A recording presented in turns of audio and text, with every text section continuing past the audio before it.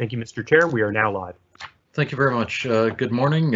Welcome to the January 19th, 2021 meeting of the Audit and Finance Standing Committee. I'm Paul Russell, the chair. We have, and so I'm calling the meeting to order. We have our agenda in front of us, and so the first item on the order of business is the approval of the minutes from November 25th, 2020. Mr. Chair, Councillor Cleary would move the adoption of the minutes. Thank you, Councillor Cleary. Can I have a seconder, please? Seconded. Gammon, second. Seconded by, I heard Councillor Hensby first. Right. Are there any changes, any corrections to the minutes? Hearing none, all in favor of the minutes of November 25th, 2020? Aye. Aye. Any opposed?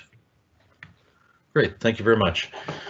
The approval of the order of business and approval of additions and deletions. Over to the clerk. Do we have any? The clerk's office has received no requests for additions or deletions at this time. Okay. And over to the councillors. Do you have anything that you would like to see added or? Hearing none, all in favor of the minutes of no. So somebody has, somebody's listening in online, and I appreciate that. Would appreciate it if you could mute your phone while you're listening in online. And since there are no additions or deletions, can I have a motion? Move the approval of the order of business. Thank you. Can I have a seconder, please? Councillor Daigle-Gammon. Thank you, Councillor Daigle-Gammon. All in favor? Aye. And any opposed? Thank you. That passes. Business arising out of the minutes. I don't believe there is any. Call for declaration of conflicts of interest. And hearing none. Motions of reconsideration, there are none. Motions of rescission, there are none. Consideration of deferred business is none. Notices of tabled matters, there are none. Correspondence and petitions. Once again, over to the clerk. Thank you, Mr. Chair. The clerk's office has not received any correspondence or petitions for this meeting from our office. Okay, thank you. So we're next at item 10.3.1, which is a presentation from the Art Gallery of Nova Scotia Waterfront Arts District. And we have Nancy Noble on the line with us, and we have a presentation ready. So Nancy, I'm going to hand it over to you for the presentation. Thank you very much. Thanks, Paul. Thank you and congratulations to everyone for your re-election, or if you're new to council, for your election, and thanks for giving me the opportunity to discuss our exciting project. Next slide, please. On April 18th, geez, almost 2 years ago now, Premier McNeil and a number of other people announced both provincial and federal funding for the development of a new art gallery as part of the Halifax Waterfront Arts District. Next slide, please. At AGNS, we believe that all great cities are grounded by great galleries, and we want to be part of making Halifax and Nova Scotia a place where art matters. Prior to the announcement that the Premier made, the AGNS, with its partners, spent many months engaging with Nova Scotians to reimagine what it means to be an art gallery, and a new facility will allow us to set a course that matches the province's diversity and ambition. The result was a new vision for the gallery and the basis upon which we will create a new building and program to meet community expectations. Next slide, please. Our vision is to be an inclusive public gathering space that connects people with art to inspire new ways of thinking. Next slide. We have a bold new vision. We want to focus on the contemporary art in our collection and from around the world, but ground that view in the past by applying contemporary perspectives that address issues and challenges relevant to people today. And there's lots of them. Next slide, please. We also have 4 belief pillars. We want to be welcoming to everyone and be as accessible as possible and reflect the diversity and the ambition of the city and the province. We'll focus on the contemporary, as I said, and challenge people to think differently. But we're also ambitious. We want to build something meaningful, extend our reach, and bring the world to Halifax as well. Next slide, please. Early in the discussion about a new building, it was decided that we would undertake an international design competition to choose the best architectural team to design both the art gallery itself and the surrounding arts district. Of course, COVID has made that process a lot more complicated, but in the end, I think we got a great design and we're convinced that it was the right choice to go this route. As the Globe and Mail architecture critic stated, how do you design a magical place? You start with ideas and choose the best one, and we think we've done that. Next slide, please. So this, what you're seeing here is a concept of the winning design, and I will stress the word concept because we're not finished designing it yet.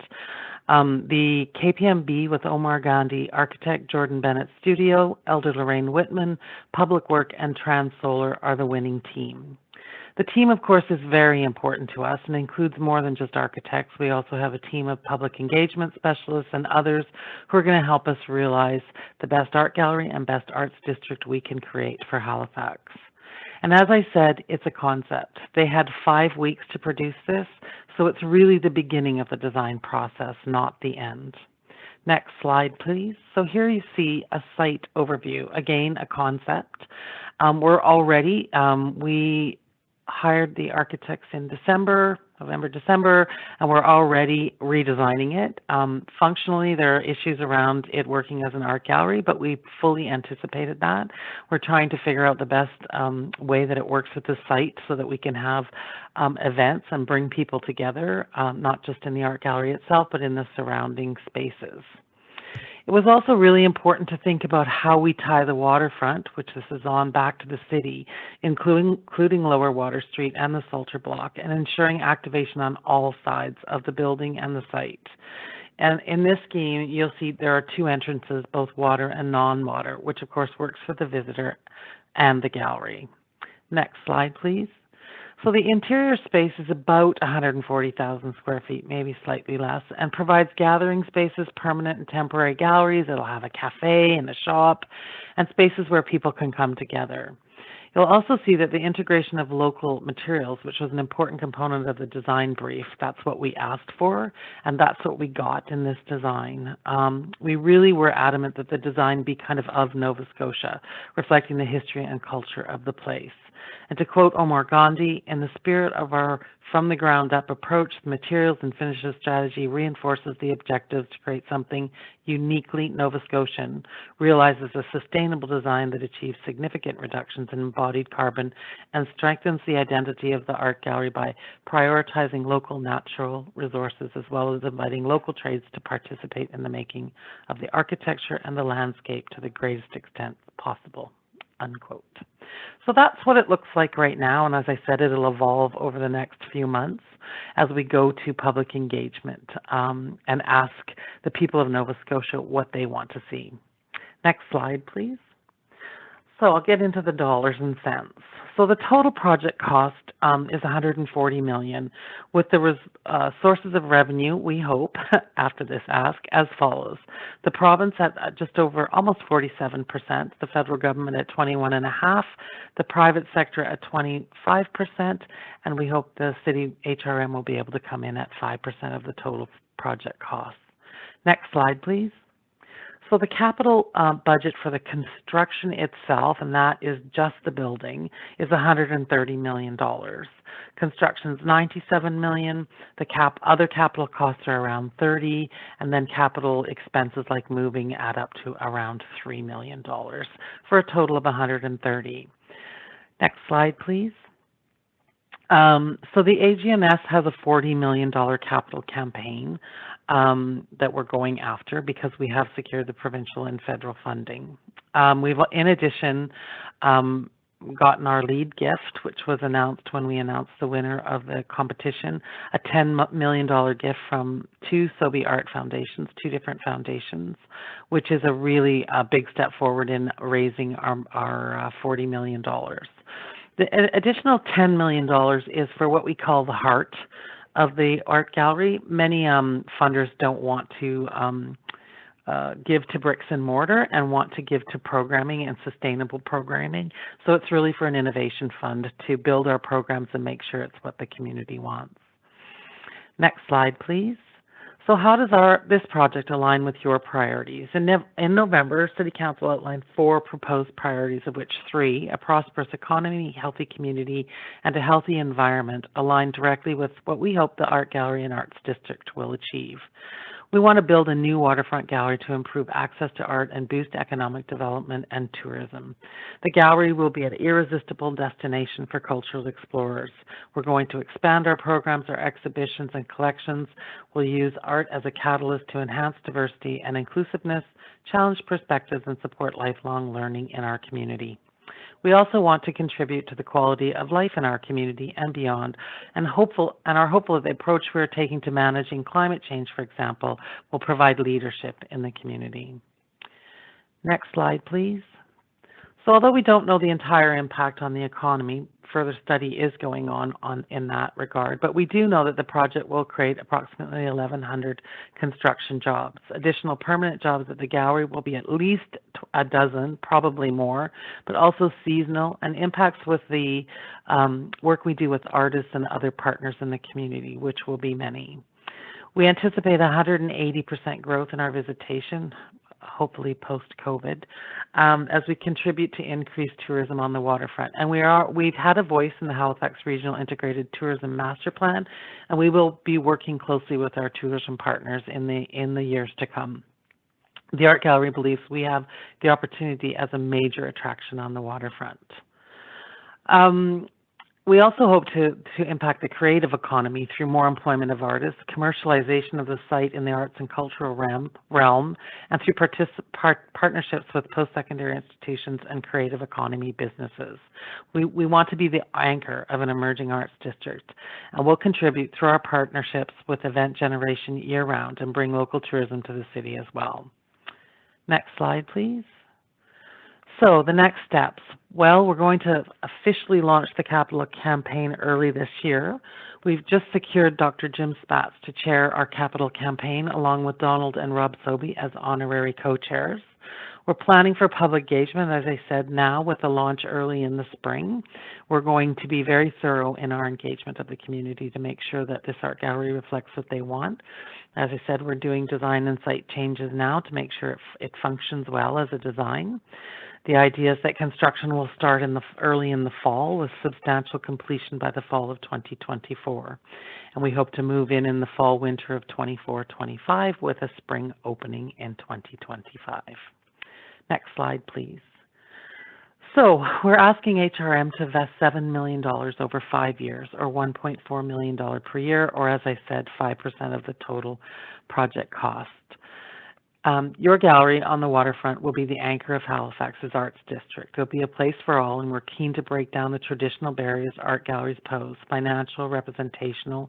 We want people to feel safe and welcome and build a gallery for all people. We really appreciate the support that HRM has given the gallery over the years and want to invite you to join us again. As I said, we're asking for $7 million over 5 years and believe that together we can create a vibrant, new, and accessible home for art in our community and an arts district that supports other artistic expression. Your committee support will be an important step in making that happen. And then next slide. So that's my formal presentation. I'm happy to take questions. Well, thank you very much for your presentation, Nancy. It looks like an exciting project, and I'd like to open up the floor at this point for any questions from the councillors. And if you would like to speak, certainly please indicate that in the meeting chat.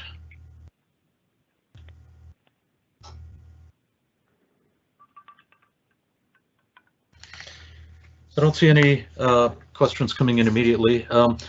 I'm curious, one of the things that you mentioned is that you were redesigning it. Actually, we have two at this point, the Mayor and Councillor Daigle-Gammon. So, Mr. Mayor, please proceed.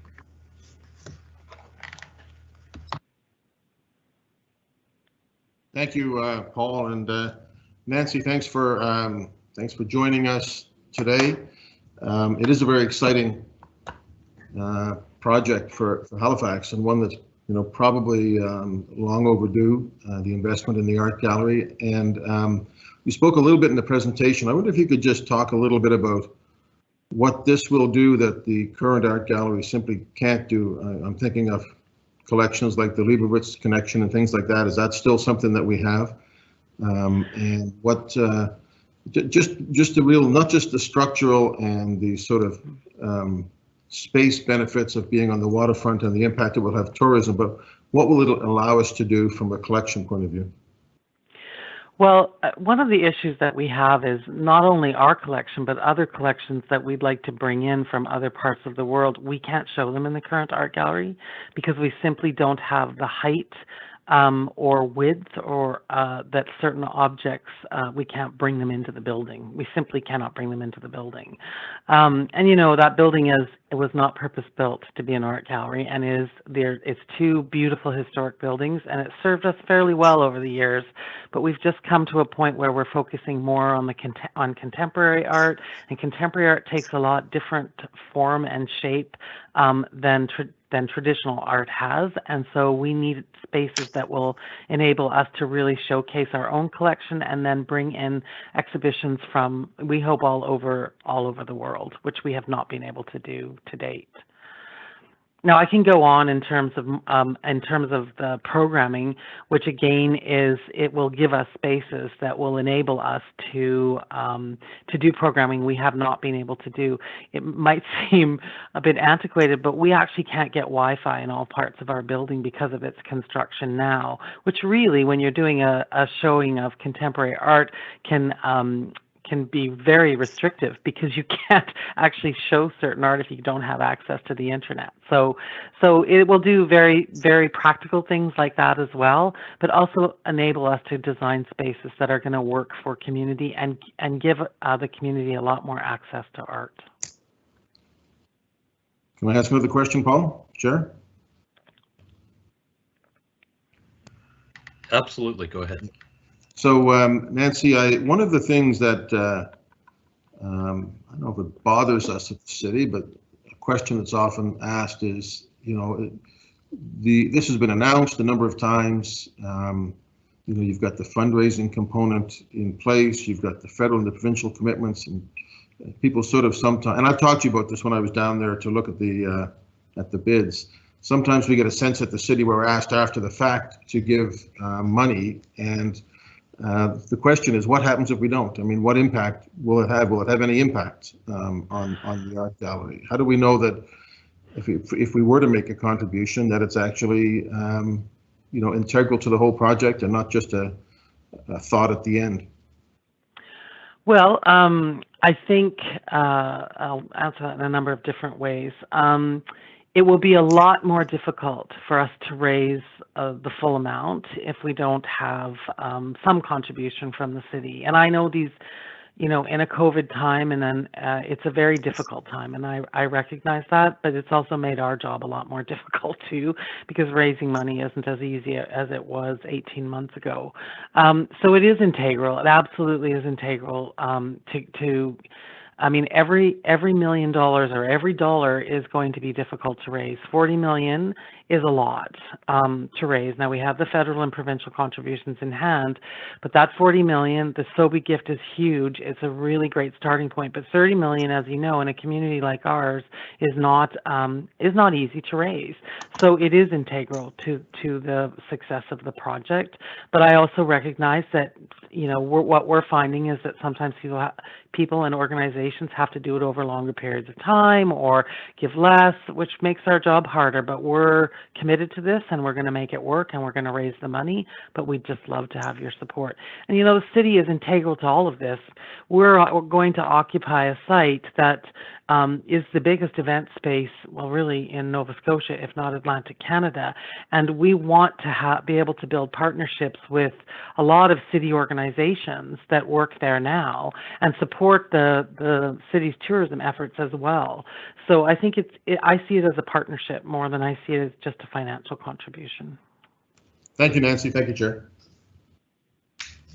Thank you very much. And thank you, Nancy, for those comments. Councillor Daigle-Gammon. Thank you, Mr. Chair. And Mr. Mayor, you asked one of my questions, so that was great, which is what is the impact should HRM not be able to provide the request that they've asked for?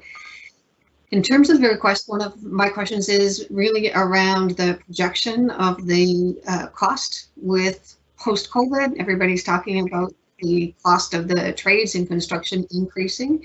And so I'm wondering in your budget planning if there is a contingency for going over budget. Or have you built in a contingency plan? Yes, we have. We've worked with, because TIR, Transportation Infrastructure Renewal, are our partners in this in government and have a lot of experience doing buildings in HRM and elsewhere. And yes, we have a healthy contingency built in, and we are looking very carefully at the budget because it's no one's intention to go over budget. The existing design, I think this was made public, is over budget. Every design was over budget, and we're looking at scaling them back to meet the budget that we have, because we know in a COVID and a post-COVID world, it's that much harder to raise funds. So we want to be really fiscally responsible on this. And so we're looking at, we have a built-in contingency, but we're also looking line by line how we can do it as efficiently as possible. Kathy, you're muted. Thank you, Mr. Chair. Thank you, Nancy, for the presentation. It's very informative. I look forward to learning more about it. Thank you. You're most welcome. My pleasure. Thank you. Councillor Morse. Thank you, Mr. Chair, and thank you, Nancy, for the presentation this morning. It's a gorgeous looking building. My question is about the ambition, I guess, is to host international events and that sort of thing. I know they're very expensive to put on those types of events, so I'm wondering if you could say a little bit more about how, once the building is done, how you will afford the programming. You mentioned it a little bit, but if you could elaborate on that, please. Sure. So our and we're, we've done we've hired experts to help us look at visitation, but it was in a pre-COVID world, so we're going to go back and do it again. But I will tell you that the location alone and the access to tourists and the access to the people who use the Halifax waterfront is going to change our business model, as is the kind of spaces we're going to produce that will help us to earn revenue like rentals. And this is hugely important, not just for our art gallery, but for most museums. And we have an enormous opportunity here to really build an operational model that will be less reliant on government and more reliant on earned revenues. It's also an opportunity, of course, through the capital campaign to build relationships with people who will be ongoing donors and supporters of the gallery. So we're really confident that, and we're working with the architects who have a lot of experience doing this across Canada, and we're going to maximize the opportunity to have spaces that will benefit people in Halifax, not just those who rent them, but we'll be able to use those spaces for programming as well. So it's that balance. But we really do see, with an increase in visitation and things like proper shop space. Our shop actually does very well now in a space that doesn't get a lot of traffic, and it's done even better in COVID, which is surprising because of online sales. So we're looking at every single opportunity to maximize revenue so that we can support the programming that we want to do in the community. And we're very confident we have a good operational model, but we're going to test it again because of COVID. Thank you. Is music part of it at all? Are there going to be any spaces for music?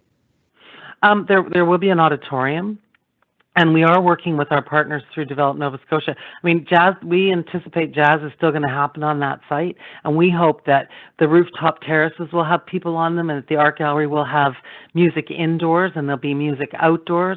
We already do programs with the symphony, for example, who come into the gallery and play. So I really think that is the other opportunity that this presents to us, and that is to break down the silos between the arts and work much more collaboratively with all art forms. I mean, we're grounded in visual art, absolutely, but that goes very well with music, with dance, with many other forms, and we're going to explore those through partnerships. Great. Thanks so much. Thank you. You're welcome. Okay, thank you very much. Councillor Hensby.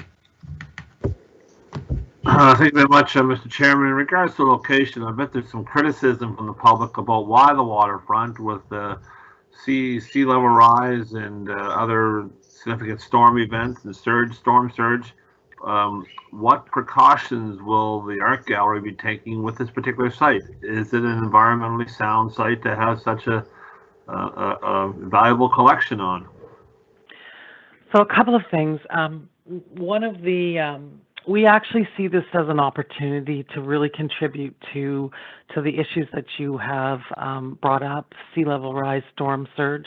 I mean, we're a coastal community, and there's a lot of building on coast. For us, operationally, it makes the most sense to be on the waterfront because of tourism, because of the traffic, because we really want to have an iconic building there that people will be attracted to. But on the other hand, we are taking a lot of precaution, and part of the team is, as I mentioned earlier, a company named TransSolar, who are absolute world-renowned experts in dealing with these matters. And so we are looking at, and I confess I'm not an expert, but we are looking at a variety of ways to build on the site, including bringing back the shoreline and using natural vegetation and other things to help with things like storm surge. We will also not be storing our full collection on site. We made that decision because of sea level rise, but also because it's very valuable real estate and we have a large collection. Our current collection is not stored fully on the site we're at now, so we will be getting a purpose new functional storage space for the rest of our collection. Collections will also generally be on, the exhibition spaces will be elevated. They will not be on the ground floor. It doesn't mean there will be no art on the ground floor, but it will also be elevated because of things like storm surge and the risk of flooding. But we are looking at a 75 to 100 year projection, so that's fairly far out, and we really do hope that the work that we do at the art gallery can inform other developments that happen not just in Halifax but around the province. So we're taking it very seriously. So with this alternative storage location, that could be a part of your capital campaign costs as well? Yeah, we're working with the province on that actually, because we have an external storage space now. So it won't actually, I don't think, come out of the capital campaign. I think it will be a partnership with the province to find appropriate storage. I mean, some of the collection will be stored on site. The collection that, you know, we have to bring things in, obviously. So it'll be small collection storage as we have now. But the vast majority of our collection is stored in Dartmouth at the minute. So we just need to find a better alternative than where it is now. So we're just in the planning stages of that. Sounds like an opportunity for the archives, both provincially and municipally, to perhaps co-locate or co-share storage capacity.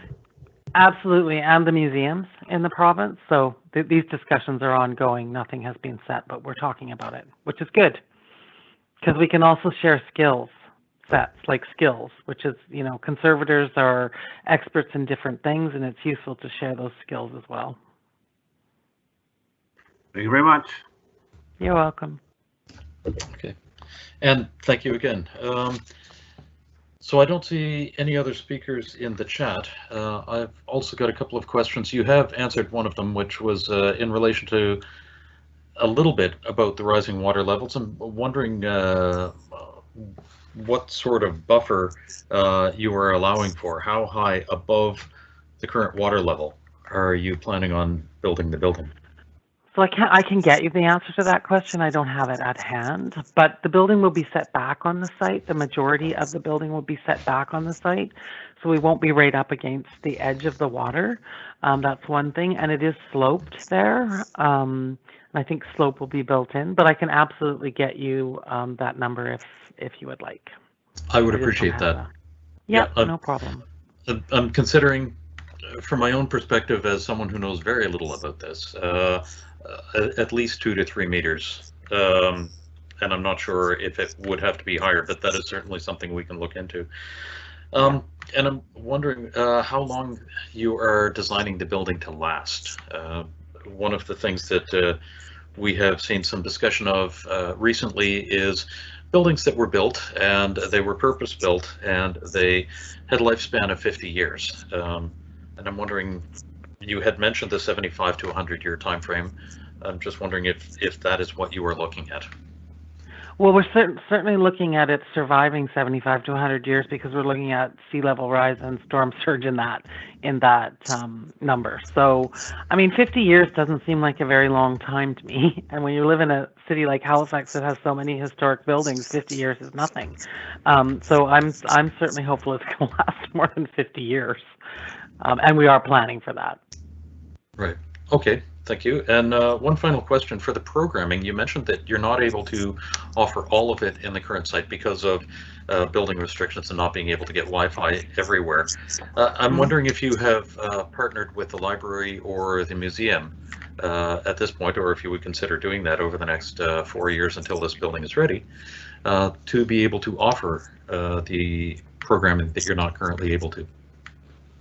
Yeah, well, we absolutely do programming. I mean, everything's changed because of COVID, but normally we do programming. We use the auditorium at the library. We do programming there. We partner throughout the community to offer programming online and in other parts of the community. So we have 2 outreach programs, Art Smarts and Outreach, that are all over the province, not just in HRM. So we are completely open to that. Partnership, we have a lot of partnerships with a lot of different organizations, and we hope to expand those partnerships.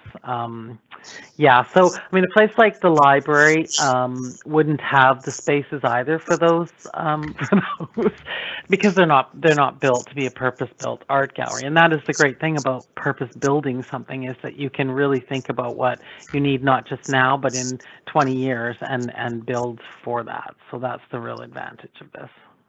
True enough. Okay. Yeah. Thank you very much. Councillor Daigle-Gammon. Thank you very much, Mr. Chair. In terms of, one of the things that you had said was it would be the biggest event space, Nancy, and of course we have the convention center. Do you see that the new Art Gallery of Nova Scotia would be in competition in terms of sustainability, like in competition with the convention center?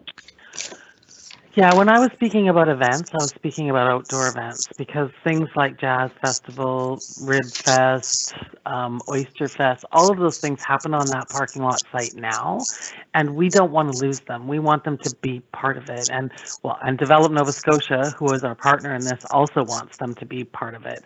And so it's really outdoor events that I was talking about. I suppose our rental spaces might compete slightly with the convention center, but they have much different types of spaces than we'll have. We're building spaces for programming, but because of the view we're going to have and our access to the water, those are going to be spaces for much smaller events. We won't be able to accommodate big events like the convention center, but maybe we can partner with them if there's overlap. Great. Thank you, Nancy. You're welcome. And I don't see, again, any other names in the chat, so I've got one final question. And you had mentioned near the beginning of your presentation that you had received a number of designs back and chose the winning design, and there were challenges with it in relation to it working as an art gallery. I'm wondering how that's getting resolved, the time frame for it to be resolved, and any impact on the cost or the schedule of the construction of the building? No, because there is no impact on there'll be a positive impact on cost in all likelihood, because as I said, we need to reduce the cost, but there won't be any impact on time frame, because we never expected the concepts that we asked for to be final design, because we're also taking this to community to talk about design as well. So we're working with them right now to say, we need a wider hallway here, or this. I mean, these are very technical, specific things from the art gallery's point of view. So it's not a full-on redesign, but we are looking at the functionality of the spaces to see, if this works better than that. And so it's a dialogue with the architects, and we're doing it right this minute. And then we're going to take that design to the public engagement. So it'll be another version. I mean, it's not. I don't mean to say that it's going to fully change. It's not. But it is absolutely. We're changing it so it's functional as an art gallery, and these spaces work for us. That's critical, and the community that we serve. And then we're going to take that that next iteration of it to the broader community to say what doesn't work for you or what does work for you or what would you like to see. Not unlike what the library did in their design. Yeah. Okay. So it's an iterative process is how we see it. And we hope by summer we'll have the final. Because you have to do construction drawings and the like. So you have to land somewhere. Yeah. And that certainly makes a lot of sense. Okay. Thank you very much. You're welcome. Now, over to the committee. I'm wondering how you would like to proceed on this. The ask has been for $7 million with $1.4 million per year. Would somebody be interested in making a motion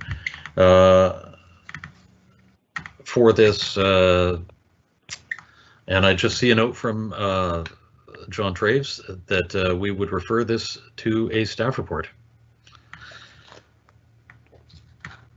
So, Mr. Mayor, go ahead.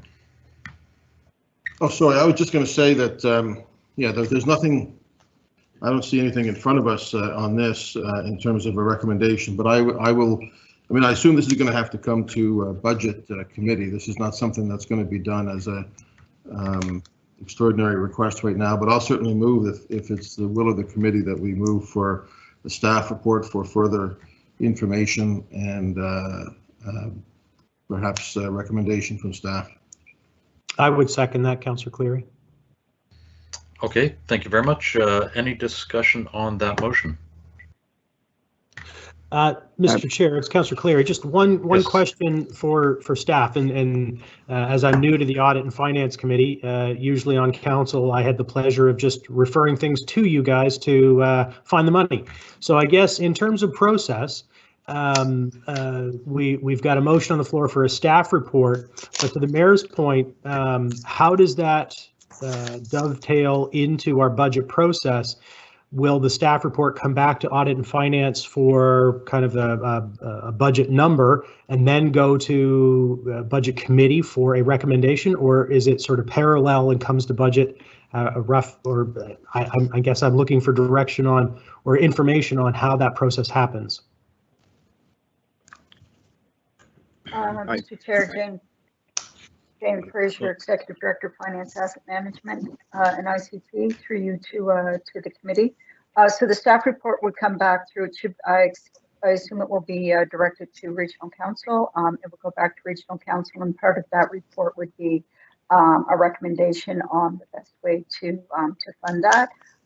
As pointed out in the presentation, the ask is $7 million, and it can be spread over the 5 years, or it can be a lump sum payment, I presume either at the beginning, the middle, or at the end of the project. So those would be all of the considerations that would be included in the report, and depending on the recommendation, there would be a funding mechanism associated with it. So if it was over the 5 years, one recommendation may be to have it included in the operating budget as a grant going forward, and then if it's a lump sum payment, to look at other funding streams for it.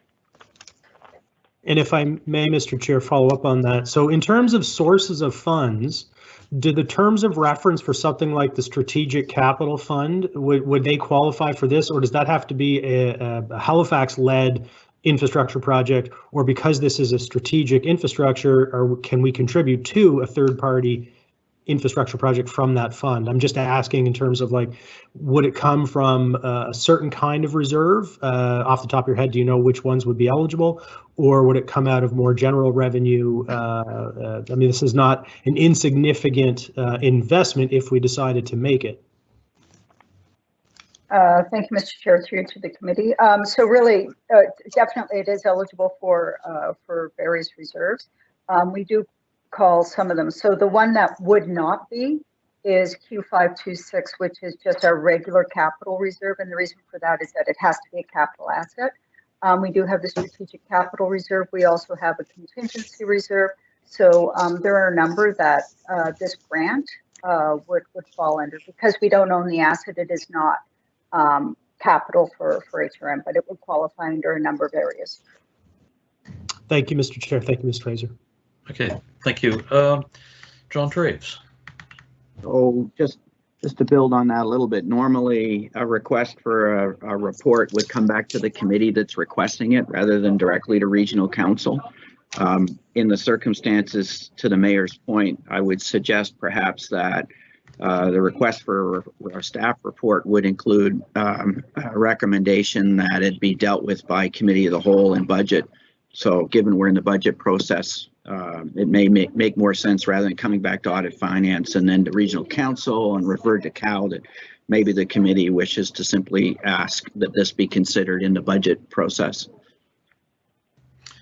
And thank you. That's an excellent point. I'm wondering if you would be able to construct the iterative motion and put that in the chat so that we can review it. In the meantime, Councillor Morse. Thank you, Mr. Chair. Maybe this, I'm not sure if this is within the scope of the report, or I'll just raise it. I'm wondering if once the building is constructed, if it will be similar to the Nova Center in terms of operating costs being shared between HRM and the province. Is that something that the staff report should look at in terms of ongoing expenses for HRM? I believe the request is simply for a contribution towards the capital cost. And I would echo that. The ask has been for $7 million for the capital cost, 1.4 million per year. There was no mention either here or in CPED about operating costs.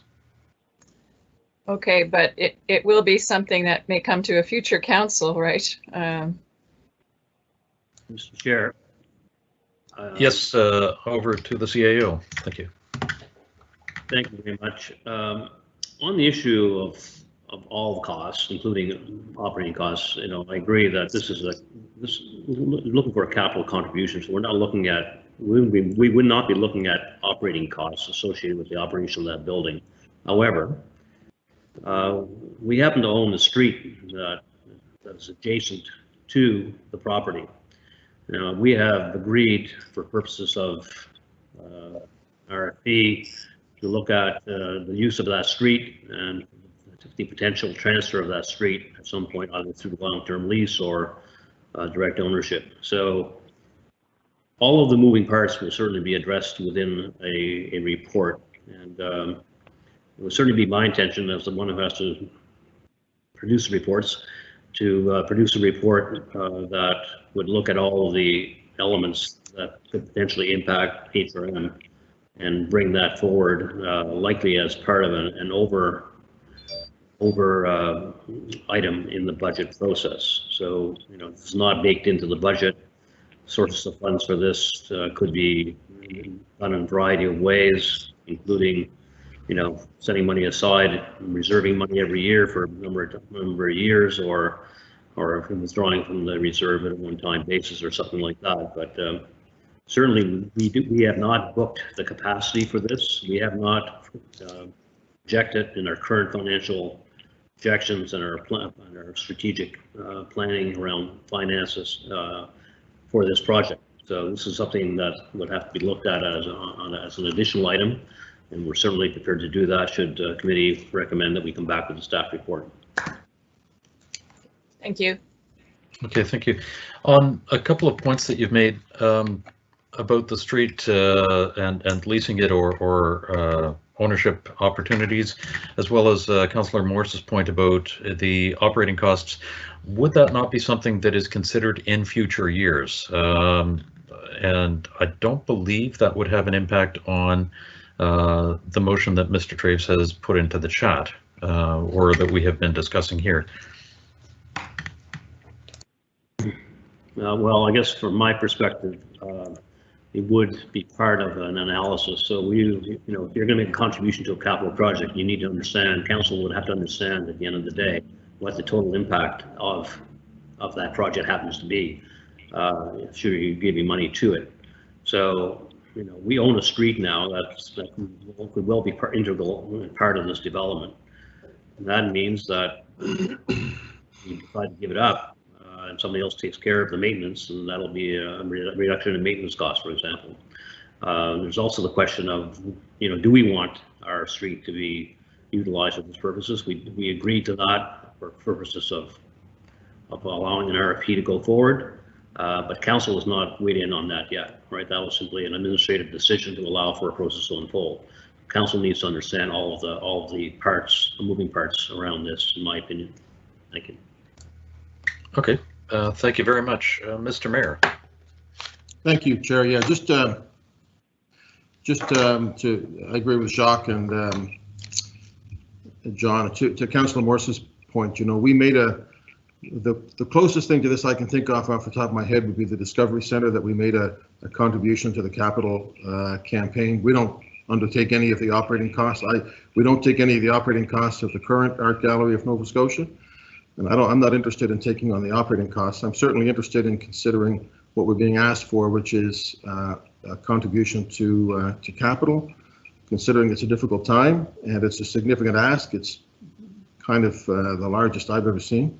But I'm prepared to consider that, but I don't think we should be raising operating costs in any way, shape, or form. That's not what we've been asked for, and that's not our job.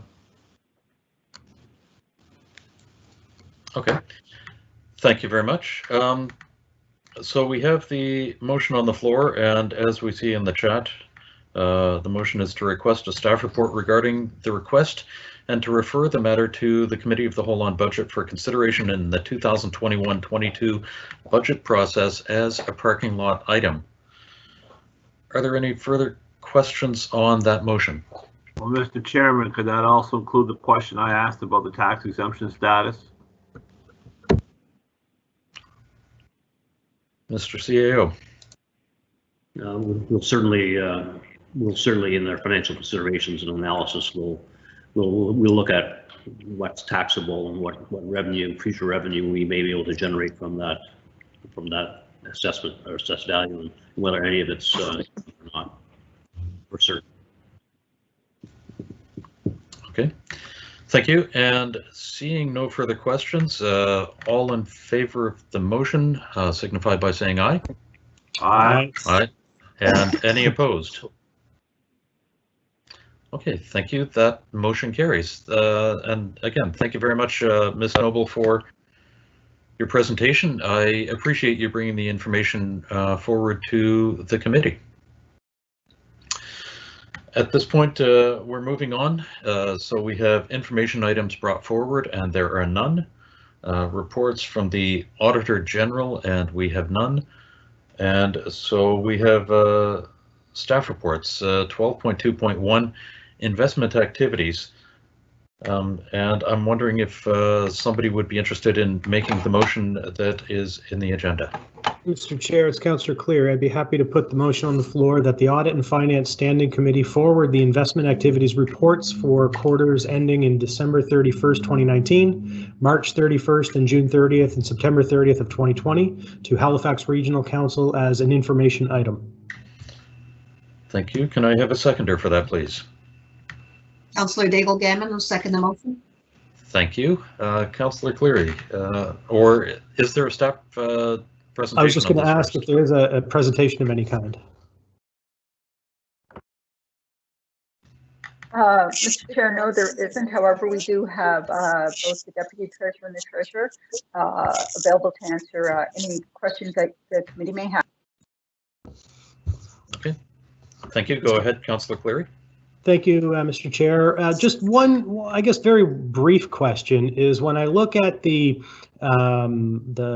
forecast returns and I look at the actual returns, and when I look at the actual returns relative to other jurisdictions, it seems we're invested obviously very conservatively given the short-term nature of these funds, but we seem to do quite well.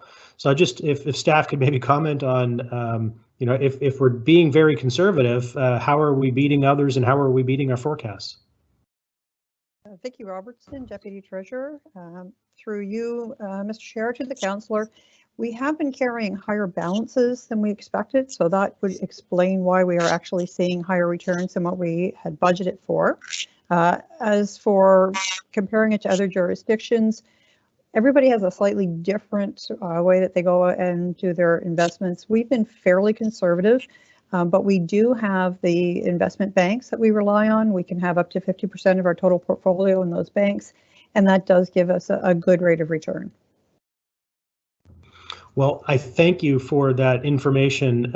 It is heartening to know that even though we're being very or fairly conservative, depending on your definition, by my own investment portfolio, this is obviously very conservative. But in terms of staff's research and efforts and the results we're getting, I appreciate those, and I'm sure our taxpayers do as well. So thank you. You're welcome. Thank you. And I'm wondering if there are any further questions. Please signify here or by putting something in the chat.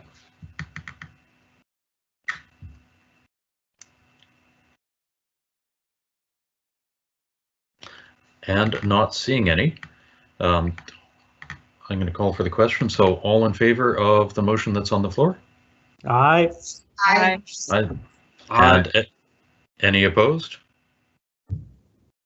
Great, thank you very much. That motion carries. So we are on to 12.2.2, the Cathedral Lane sewer separation. And can I have someone put the motion on the floor, please? I'll put the motion on the floor, and I have some questions, Chair, if I could. Absolutely. That Audit and Finance Standing Committee recommend that Halifax Regional Council 1 authorize a budget increase of $375,000 to capital project CT 00009. Wastewater oversizing, and 2, authorize and unbudgeted reserve withdrawal of $375,000 from Q4 21 general contingency. Thank you. Can I, and seconded by Councillor Cleary. Go ahead, Mr. Mayor.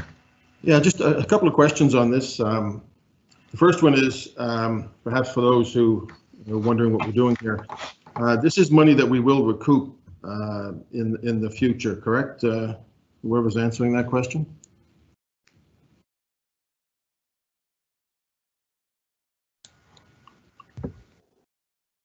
Over to Mr. Dubé or Mr.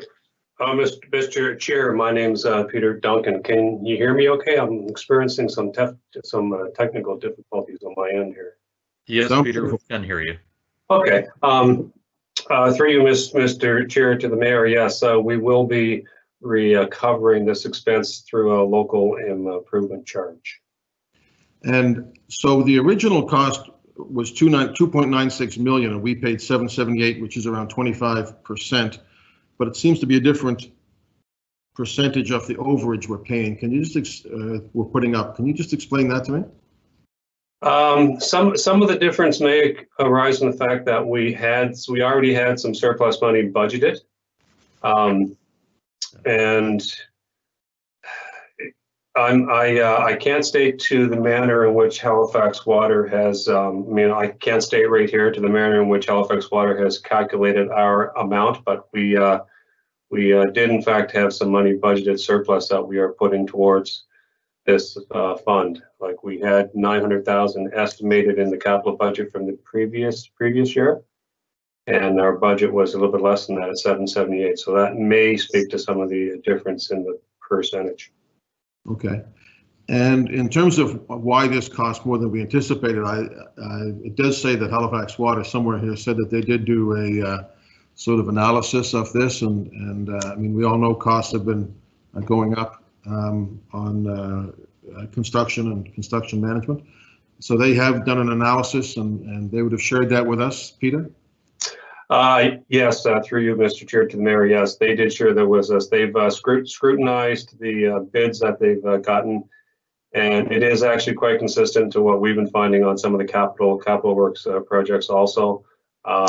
It has been a difficult year trying to estimate what the actual construction cost is. We think a lot of it has to do with the COVID. But we do look at the other bids received to ensure that we're getting value for our money.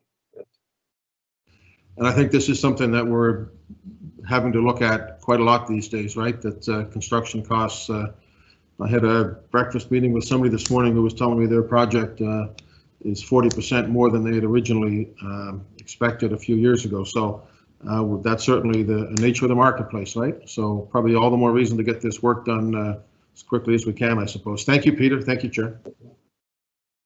Okay, thank you very much. Councillor Hensby. Thank you very much, Mr. Chairman. I wish with this report we would have had a bit of a diagram or a map showing the areas affected for this local improvement charge.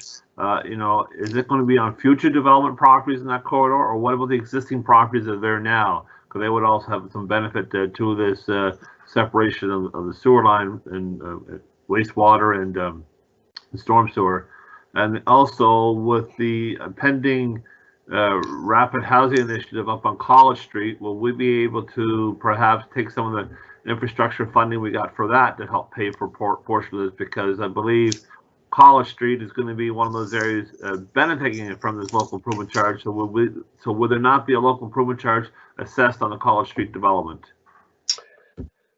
Through you, Mr. Chair, to the councillor, I can't answer that question right now. I can't speak to specifics, but when we come back with the local improvement charge, we'll certainly have all that, you know, all that information with us.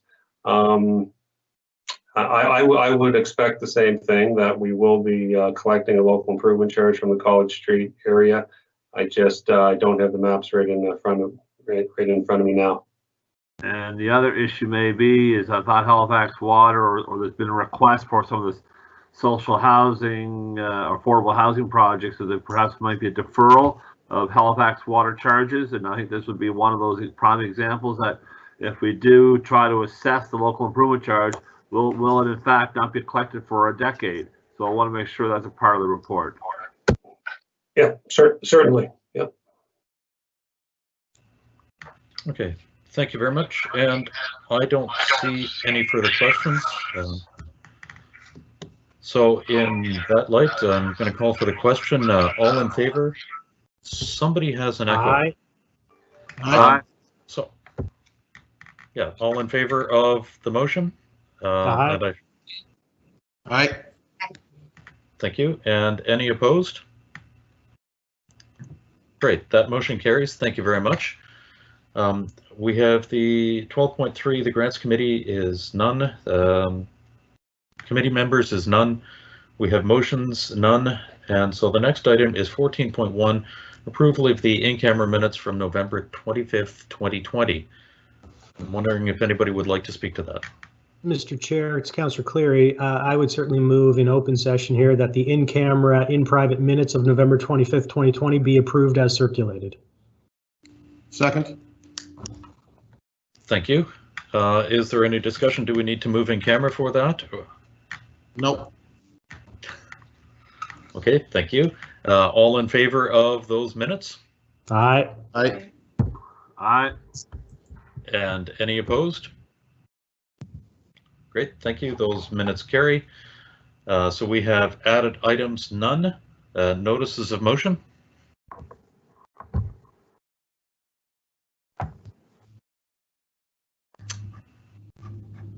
And I don't hear any. Public participation, there is no public participation for this meeting. We have the date of the next meeting being February 11th, 2021. And if I could have a motion to adjourn, please. So moved, Mr. Chairman. Thank you very much from Councillor Hensby. We stand adjourned. I hope everybody has a great day. Thank you. You as well. Thank you. Thank you, Chair.